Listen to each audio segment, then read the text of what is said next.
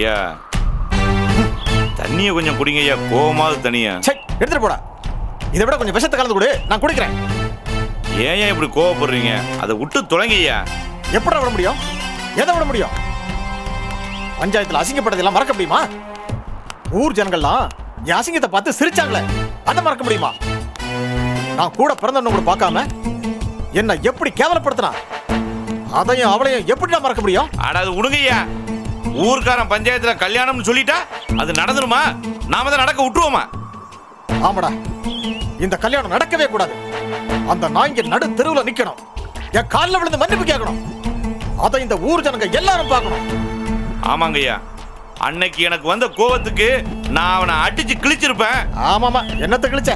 ஆமா, நான் அன்னைக்கு அவனை அடிச்சிருந்தாக்க நீங்க அப்புறம் தங்கச்சி மோன்னு ஒன்னா சேர்ந்துக்கிட்டீங்கன்னா. அடச்சி, முதல்ல வாயக்கழுவுடா. என்னைக்கு என் தங்கச்சி அவ பையனும் என் மகளை கல்யாணம் பண்ணிக்க மாட்டேன்னு சொன்னாங்களோ, அன்னைக்கு அவங்க உறவு முடிஞ்சு போச்சுடா. அவன் கட்டிக்க மாட்டேன்னு சொன்னதுனால என் மக தற்கொலை பண்ணி செத்து போயிட்டாடா. அன்னைக்கு அவங்க சவகாசம் வேண்டான்னு தலைமொழிகிட்டா. அவங்கள போய் ஒட்டு உறவுன்னு அசிங்கமா பேசிக்கிட்டு இருக்க. அவங்க அசிங்கப்படணும். நான் 4 பேர் மத்தியில எப்படி அசிங்கப்பட்டு கேவலப்பட்டனோ, அதே மாதிரி அவங்களும் அசிங்கப்பட்டு கேவலப்படணும். அதுக்கு ஏதாவது செய்யணும்டா. அது வரைக்கும் நான் தூங்க மாட்டேன். ஐயா, நீங்க தப்பா நினைக்கலைன்னா நான் ஒரு ஐடியா சொல்லட்டுமா? சொல்லுடா. நீ சொல்லல, நான் உன்னை உதப்பேன். அவங்க அசிங்கப்படுறதுக்கு என்ன வேணாலும் சொல்லு. அதுக்கு எவ்வளவு செலவானாலும் நான் செய்யறேன். நம்ம நந்தினி பாப்பா சாவுக்கு அந்த வேலுதான் காரணம்னு நாம மட்டும் இல்ல, இந்த ஊரே சொல்லிட்டு இருக்குல்ல. ஆமா, சொல்றாங்க. அதுக்கு இப்ப என்ன? கொலை செய்யறவனை விட கொலை செய்ய யாரு தூண்டுறாங்களோ அவங்களுக்கு தான் தண்டனை அதிகம். அப்படி பார்த்தா நம்ம நந்தினி அவன் கல்யாணம் பண்ணிக்க மாட்டேன்னு சொன்ன உடனே நம்ம நந்தினி செத்து போயிடுவோன்னு சொல்லியிருக்கு. அதுக்கு அவன் என்ன சொன்னான் தெரியுமா? சொல்றவங்க யாரும் செய்ய மாட்டாங்கன்னு ரொம்ப நக்கலா சொல்லியிருக்கான். அப்படி அந்த வேலுப்பைய சொன்னதுனாலதான் வீராப்புக்காக நம்ம நந்தினி பாப்பா செத்து போச்சு. இதெல்லாம் யோசிச்சு பார்த்தா நம்ம நந்தினி பாப்பா சாவுக்கு அந்த வேலுதான் காரணம்னு ஒரு கம்ப்ளைண்ட் எழுதி போலீஸ்ல கொடுத்தா அவனை பிடிச்சி உள்ள போட்டுருவாங்க. எப்படி ஐடியா? காளையா, சரியான நேரத்துல சரியான ஐடியா கொடுத்து என்ன சந்தோஷப்படுத்திட்ட. நீ போலீஸுக்கு காசு கொடுத்து இதே தெருவுல ஆத்தாளையும் மகனையும் இழுத்துக்கிட்டு போய் ஸ்டேஷன்ல கொண்டு வச்சு 4 மிதி மிதிச்சாதான்டா என்னோட ஆத்திரம் தீரும். அப்ப அந்த எஸ்ஐய பார்த்து உடனே கம்ப்ளைண்ட் கொடுத்துறவா? என்னடா சொல்லிட்டு இருக்கிற? நேர போய் அவனை இழுத்துட்டு போறதுக்கும் சேர்த்து காசு கொடு. உடனே ஏற்பாடு பண்றியா? வேலு, இந்த வீரபாண்டி யாருன்னு காட்டும்டா. நீ கோமணத்தோட தெருவில் அலையிறது என் கண்ணு முன்னால தெரியுதுடா.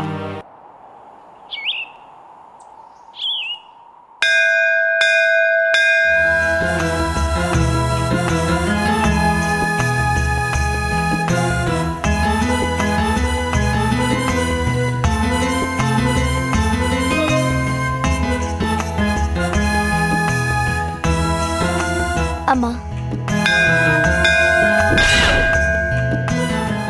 உன் ஆசீர்வாதத்துல என் கல்யாண வேலையெல்லாம் நல்லபடியா நடந்துட்டு இருக்கு. பஞ்சாயத்துல பல பேர் என் மேல அபாண்டமா பழி சுமத்துனாங்க. சிவகாமி அம்மா உறுதியா என்ன மருமகன்னு சொன்னதும் அத்தனை பேரும் அடங்கிட்டாங்க. இருந்தாலும் அவங்களால எதிர்காலத்துல பிரச்சனை வருமோன்னு பயமா இருக்கு. எதிர்காலத்தில் மட்டுமல்ல காயத்ரி, இறந்த காலத்திலும் இடையூறு இருந்தது, நிகழ்காலத்திலும் நடந்து கொண்டிருக்கிறது. தாயே. ஆமாம் காயத்ரி, சிவகாமி உனக்கு சாதகமாக பஞ்சாயத்தில் பேசக்கூடாது என்பதற்காக தீய சக்தி ஒன்று சிவகாமி உடலில் புக முயற்சி செய்தது. சரியான தருணத்தில் நான் அதை தடுத்து விட்டேன். தடுக்காமல் இருந்தால் உன் கல்யாணம் தடைப்பட்டிருக்கும். இந்த தடை தற்போது தடுக்கப்பட்டாலும் இனியும் பல தடைகளை நீ கடந்து வர வேண்டிய சூழ்நிலையில் இருக்கிறாய் காயத்ரி. கலங்காதே காயத்ரி, கனி தானாக நம் கைகளுக்கு வருவதில்லை. அயராது பாடுபட்டு விதை விதைத்து பல இன்னல்களுக்கு பிறகுதான் இனிய கனியை நம்மால் ருசிக்க முடிகிறது. அதுபோலத்தான் உன் திருமணமும் உன் வாழ்க்கையும் பல இன்னல்களை கடந்துதான் நீ செல்ல வேண்டும் என்று உன் தலையில் எழுதியிருக்கிறது. அம்மா, எவ்வளவு பெரிய இன்னல் வந்தாலும் அதை நான் சந்திக்கிறேம்மா. ஆனா அது மூலமா நான் சார்ந்திருக்கிற சிவகாமி அம்மாவுக்கும் நான் திருமணம் செய்ய போறேன் வேலுவுக்கும் எந்த பிரச்சனையும் எதுவும் வந்துடக்கூடாதுன்னு வரம் கொடுத்தாயே. வரம் வேண்டுமென்று எளிதாக கேட்டுவிட்டாய். ஆனால் அந்த வரங்களை அளிக்க முடியாத இக்கட்டான சூழ்நிலையில் நான் இருக்கிறேன். காயத்ரி, சில தீய சக்திகள் தங்களின் சுயநலத்திற்காக பல இன்னல்களை கொடுக்க தயாராக இருக்கிறது. அந்த தீய சக்தியை எதிர்த்து போராடும் மன வலிமையை நீ ஏற்படுத்தி கொள்ள வேண்டும். அப்படி ஏற்படுத்தி கொண்டால், கஷ்டங்களை சகித்துக் கொண்டால் முடிவில் சந்தோஷம் பிறக்கும். சமாளிக்கிறாதா. ஒரு நன்மை நடக்க சில தீமைகளை சந்திக்கணும்னா அதை நான் சந்திக்கிறேன். என் அனுகிரகம் உனக்கு எப்போதும் உண்டு.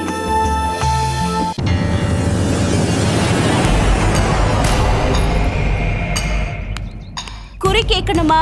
குறி குறி கேட்கணுமா? குறி குறி கேட்கணுமாயா? குறி கேட்கணுமா? குறி குறி கேட்கணுமா? குறி கேட்கணுமா? குறி குறி கேட்கணுமா? குறி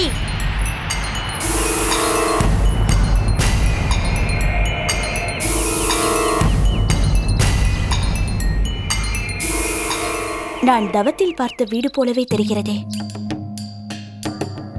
இந்த வீடா என்று சோதித்து பார்ப்போம். குறி பாக்குறீங்களா தாயி? அதெல்லாம் ஒன்றும் வேண்டாமா. ஏங்கா, இந்த பொண்ணை பார்த்தா நல்லா குறி சொல்ற மாதிரி தான் தெரியுது. நம்ம எதிர்காலம் என்னன்னு தான் பார்ப்போமே. தாயி, வீட்டுக்குள்ள தூங்கிட்டு இருக்கிற குழந்தைய எழுப்புங்க. அந்த குழந்தையான பார்க்கலாம். என் குழந்தை தூங்கிட்டு இருக்கிறது உனக்கு எப்படி தெரியும்? குறி சொல்றவளுக்கு உள்ள குழந்தை தூங்குறது தெரியாதா? ஒத்துக்கிறேன். ஆனா எனக்கு ஒரு சந்தேகம். அந்த குழந்தையான்னு பார்க்கணும்னு சொன்னீங்களே, அது ஏன்? ஓ, அதுவா? அதிர்ஷ்ட குழந்தை இந்த ஊர்ல இருக்கு. அநேகமா அது உங்க குழந்தையா இருக்குமோன்னு கேட்டேன். அப்படியா?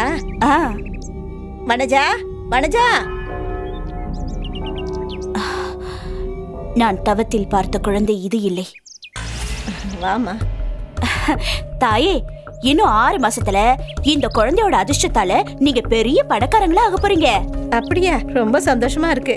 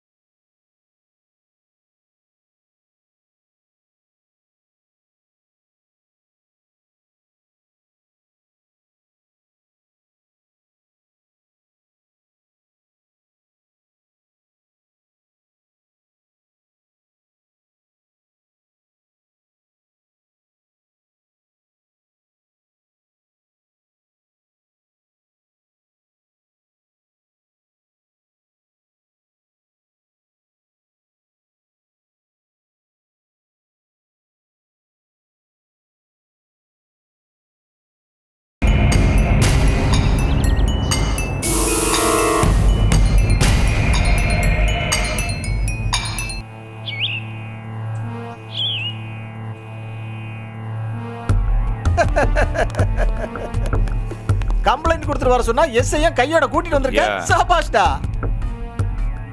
என்ன எஸ்ஐ சார், நீங்க மட்டும் தனியா வந்திருக்கீங்க? 2-3 போலீஸையும் கூட்டிட்டு வந்திருந்தா அவங்கள அடிச்சு இழுத்துட்டு போறதுக்கு சௌரியமா இருந்திருக்கும்ல. ஐயா, நீங்க நினைக்கிற மாதிரி இல்லைங்கய்யா. அவங்கள எதுவுமே செய்ய முடியாது. என்னையா சொல்ற? எதுவும் செய்ய முடியாதா? ஏன், என்னாச்சு? ஏன் முடியாது சொல்ற? உங்க மக நந்தினி சாவுக்கு வேலு தான் காரணம்னு நீங்க கம்ப்ளைண்ட் கொடுத்துருக்கீங்க. ஆனா அதுக்கு முன்னாடியே இந்த சாவுக்கும் வேலுக்கும் எந்த சம்பந்தமும் இல்லைன்னு உங்க 2வது மக பூஜா கம்ப்ளைண்ட் கொடுத்துருக்காங்க. ஐயா, உங்க காலையும் கொடுத்த கம்ப்ளைண்ட்டை விட ரத்த சம்பந்தம் கொடுத்த கம்ப்ளைண்ட் தான் உண்மைன்னு எடுத்துக்குவாங்க. அவங்கள எதுவும் செய்ய முடியாது. நான் வரேங்கய்யா. ரொம்ப நன்றி மாமா. நியாயமா பார்த்தா நான் தான் உனக்கு நன்றி சொல்லணும் பூஜா. இல்ல மாமா, என்னால தானே அத்தை போலீஸ் ஸ்டேஷன் வர வேண்டியதாயிடுச்சு. பாவம், ஏன் சுயநலத்துக்காக சொந்த அத்தையவே போலீஸ் ஸ்டேஷன் படியேற வச்சுட்டேன். நல்லது நடக்கணும்னா சில கசப்பான விஷயங்களும் நடக்க தான் செய்யும்.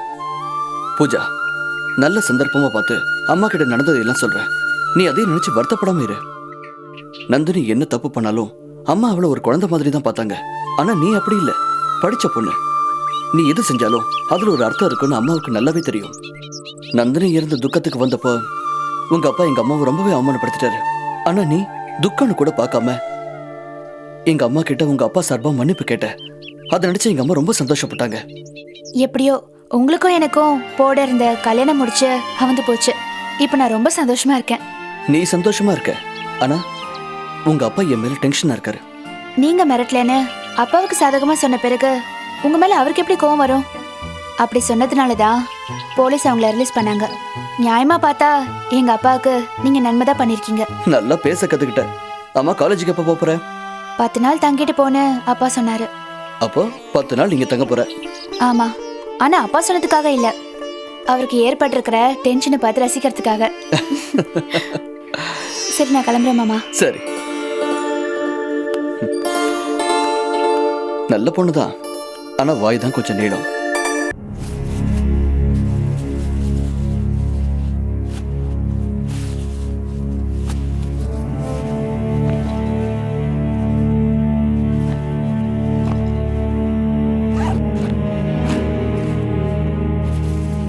பூஜா, சொல்லுங்கப்பா. என்னம்மா பண்ற? அது வந்து தூக்கம் வரல? இல்லப்பா. உங்ககிட்ட ஒரு விஷயம் பேசணுமா? சொல்லுங்கப்பா.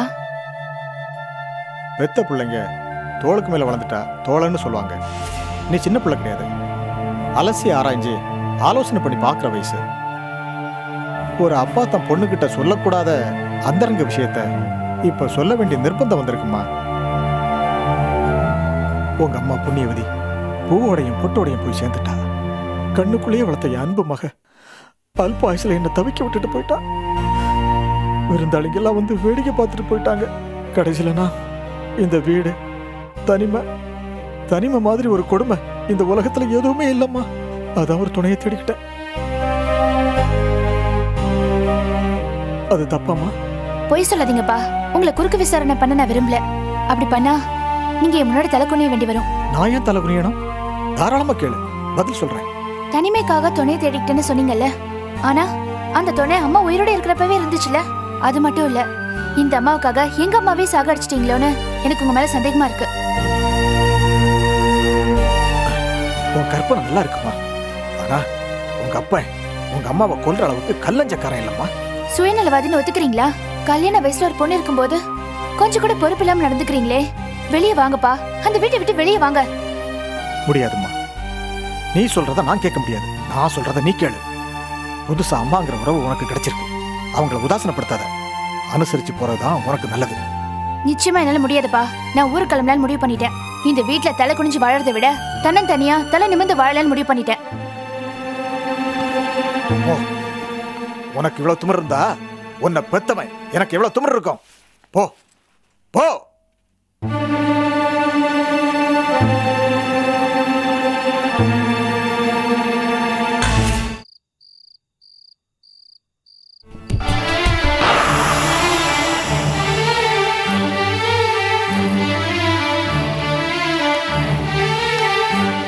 ஐயா, ஐயா, ஏன் கவலையா இருக்கீங்க? தோல்லையும் மார்லையும் தூக்கி வளர்த்த என் பொண்ணு என்ன தூக்கி எறிஞ்சிட்டு போயிட்டா. வருத்தப்படாதீங்கய்யா. ஏய், வருத்தப்படாம எப்படி இருக்க முடியும்? வாய்க்கு வந்ததெல்லாம் வசப்பாடிட்டு தன்னந்தனியா என்னால வாழ முடியும்னு முடிவு பண்ணிட்டு போயிட்டா. ஐயா, கோபமோ சந்தோஷமோ அது கொஞ்ச நேரத்துக்கு தான் ஐயா. அதுக்கப்புறம் அவங்களே மனசு மாதிரி திரும்பி வந்துருவாங்க ஐயா. ஏய், என்ன நீ சமாதானப்படுத்தினாலும் என் மனசு சமாதானமாகாதுடா. நான் வேணா சமாதானம் பண்ணி பூஜா அம்மா அழைச்சிட்டு வரட்டுமா ஐயா? போட அறிவு கட்டவன. வீட்டை விட்டு போறதுக்கு காரணமே உன் அக்கா தான்டா. இதுல நீ போய் சமாதானம் பண்ணி அழைச்சிட்டு வர போறியா? உன்னை பார்த்தாலே கடுப்பாயிடுவாடா. உன்னை செருப்பால் அடிப்பாடா. போட. நான் ஏன் போய் உன் பொண்ணை அழைச்சிட்டு வர போறேன்? எனக்கு என்ன பைத்தியமா பிடிச்சிருக்கு? சனியன் தொலைஞ்சதுன்னு நைட்டு தண்ணியை போட்டு சந்தோஷமா இருக்க வேண்டியதான். அட போங்கய்யா, சும்மா தமாஷ் பண்ணாதீங்கய்யா. டே காளையா, என்னடா உனக்கு நீயே பேசிட்டு இருக்க? பேசலையா, பூஜாமா நம்மளை விட்டு போயிட்டுன்னு ஃபீல் பண்ணிட்டு இருக்கேன்யா. நம்மளை விட்டு போயிடுச்சுன்னு ஃபீல் பண்ணிட்டு இருக்கியா? டே காளையா, என் பொண்ணு ஊரை விட்டு தாண்டா போயிருக்கா, இந்த உலகத்தை விட்டு போகல. பேசுறத தெளிவா பேசு. கர்மம் பிடிச்சவன எத்தனை தடவை எடுத்து சொன்னாலும் உன் தலையில ஏற மாட்டேங்குது. ஐயா, இனி நான் ஜாக்கிரதையா பேசுறியா? ஐயா, இன்னொரு விஷயம் சொல்லட்டுங்களா? என்ன சொல்லு. பேசாம சிவகாமி அம்மாட்ட சொல்லி பூஜாவை சமாதானப்படுத்தினா திரும்பி வர்றதுக்கான வாய்ப்பு இருக்கு இல்லையா?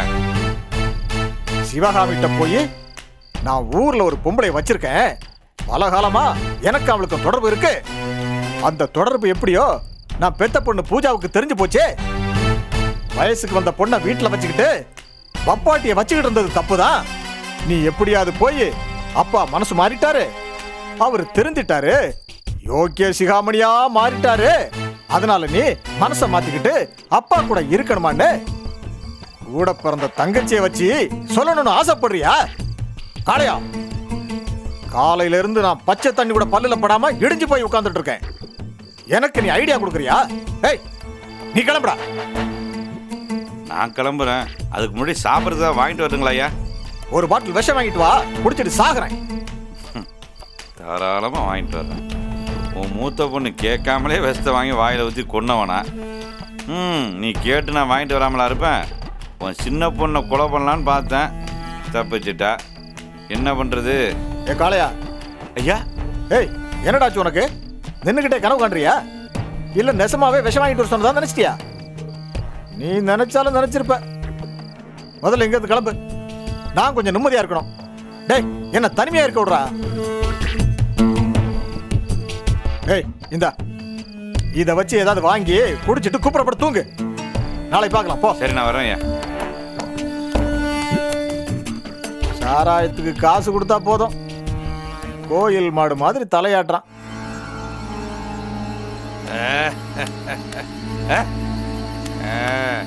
என்னடா வீரபாண்டி ஐயா, என்னடா மரியாதை? ஏன் வீரபாண்டி கொய்யான்னு கூப்பிடக்கூடாதோ? வீரபாண்டி கொய்யா.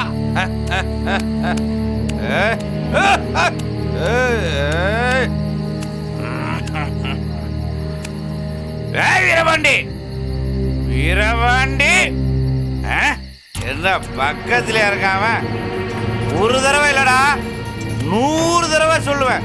டேய் வீரபாண்டி, டேய் வீரபாண்டி, டேய் வீரபாண்டி, டேய் வீரபாண்டி, ஏட்டா ஏட்ட இப்படி புலம்ப வச்சுட்ட? ஏய், உன்னை எனக்கு மாமா ஆக்கிக்கலான்னு நினைச்சா நீ என்ன மாமாவே ஆக்கிட்டியடா. என்னால முடியலடா வீரபாண்டி, என்னால முடியலடா. நீ புலம்புறியாடா? உன் மவ பூஜா ஊருக்கு போயிட்டாலும் வருத்த போறியாடா? ரொம்ப ஃபீல் பண்ணாதடா.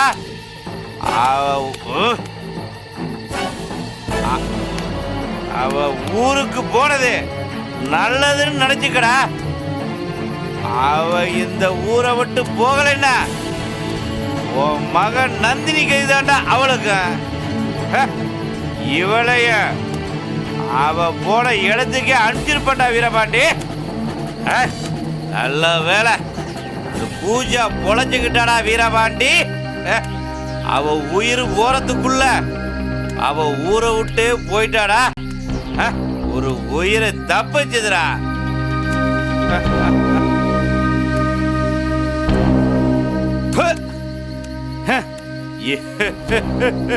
இப்ப நினைச்சாலு என் நெஞ்சு திக்குதுடா.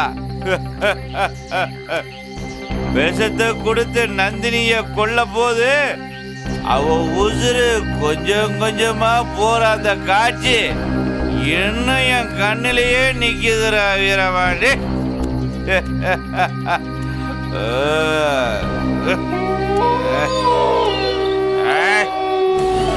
Hey!